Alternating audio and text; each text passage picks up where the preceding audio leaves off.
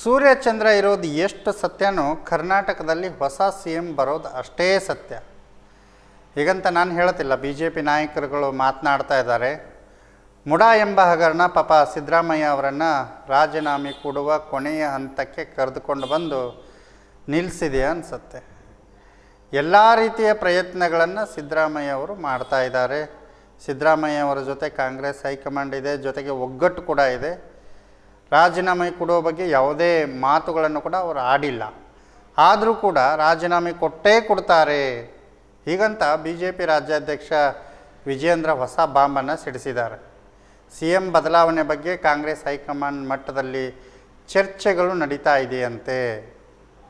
ಒಂದು ವೇಳೆ ಚರ್ಚೆ ಇಲ್ಲದೇ ಇದ್ದಿದ್ದರೆ ಶಾಸಕರನ್ನು ಸಿ ಎಂ ವಿಶ್ವಾಸಕ್ಕೆ ತೆಗೆದುಕೊಳ್ಳುವ ಕೆಲಸ ಮಾಡ್ತಿರಲಿಲ್ಲ ಹೀಗಂತ ಹೇಳಿರ್ತಕ್ಕಂಥದ್ದು ವಿಜೇಂದ್ರ ಅವರು. ಸಿ ಎಂ ಬದಲಾವಣೆ ಬಗ್ಗೆ ಕಾಂಗ್ರೆಸ್ ಹೈಕಮಾಂಡ್ ಮಟ್ಟದಲ್ಲಿ ಒಂದು ದೊಡ್ಡ ಮಟ್ಟದ ಚರ್ಚೆ ಆಗ್ತಿದೆ. ಇಲ್ಲದಿದ್ದರೆ ಶಾಸಕರನ್ನು ಸಿ ಎಂ ವಿಶ್ವಾಸಕ್ಕೆ ತೆಗೆದುಕೊಳ್ಳುವ ಕೆಲಸ ಮಾಡ್ತಿರಲಿಲ್ಲ. ಶಾಸಕರನ್ನು ವಿಶ್ವಾಸಕ್ಕೆ ತೆಗೆದುಕೊಂಡದ್ದನ್ನು ಸೂಕ್ಷ್ಮವಾಗಿ ಗಮನಿಸಿದ್ರೆ ಇವೆಲ್ಲ ಸತ್ಯ ಅನಿಸುತ್ತೆ. ಅದು ಅಲ್ಲದೆ ನಾನು ಬಂಡೆಗಲ್ಲಿನಂತೆ ನಿಲ್ತೀನಿ ಅಂತ ಹೇಳಿರ್ತಕ್ಕಂಥ ಡಿ ಕೆ ಶಿವಕುಮಾರ್ ಹೇಳಿಕೆ ಕೂಡ ಹಲವಾರು ಅನುಮಾನಗಳಿಗೆ ಎಡೆ ಮಾಡಿಕೊಟ್ಟಿದೆ ಅಂಥೇಳಿ ವಿಜೇಂದ್ರ ಅವರು ಹೇಳಿಕೆಯನ್ನು ಕೊಟ್ಟಿರ್ತಕ್ಕಂಥದ್ದು.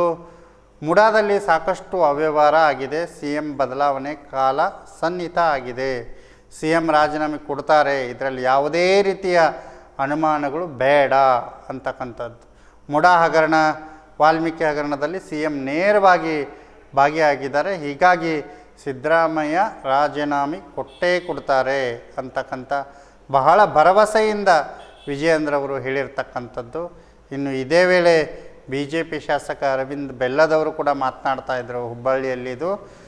ಸೂರ್ಯ ಪೂರ್ವದಲ್ಲಿ ಹುಟ್ಟೋದು ಎಷ್ಟು ಸತ್ಯನೋ ಕರ್ನಾಟಕದಲ್ಲಿ ಸಿದ್ದರಾಮಯ್ಯ ಹೋಗಿ ಹೊಸ ಸಿ ಎಂ ಬರೋದು ಅಷ್ಟೇ ಸತ್ಯ ಅಂತ ಹೇಳಿದ್ದಾರೆ.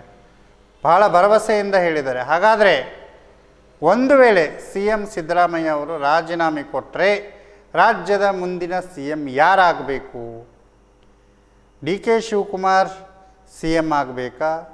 ಪರಿಶಿಷ್ಟ ಜಾತಿ ಮತ್ತು ವರ್ಗಕ್ಕೆ ಸಿ ಎಂ ಸ್ಥಾನ ಸಿಗುತ್ತಾ? ಆ ನಿಟ್ಟಿನಲ್ಲಿ ಪರಮೇಶ್ವರ್ ಅವರಿಗೆ ಲಕ್ ಒಲಿಯುತ್ತಾ? ಸಿ ಎಂ ರೇಸ್ನಲ್ಲಿ ಸತೀಶ್ ಜಾರಕಿಹೊಳಿ ಕೂಡ ಇದ್ದಾರೆ. ಹಾಗಾದರೆ ರಾಜ್ಯದಲ್ಲಿ ಸಿದ್ದರಾಮಯ್ಯ ಅವರೇ ಮುಂದುವರಿಯಬೇಕಾ? ಅಥವಾ ನಿಮ್ಮ ಪ್ರಕಾರ ಮುಖ್ಯಮಂತ್ರಿ ಯಾರಾಗಬೇಕು? ಕೃಷ್ಣ ಬೈರೇಗೌಡರಾಗಬೇಕಾ? ನಿಮ್ಮ ಅಭಿಪ್ರಾಯವನ್ನು ಕಾಮೆಂಟ್ ಮೂಲಕ ನೀವು ನಮಗೆ ತಿಳಿಸ್ಬೋದು.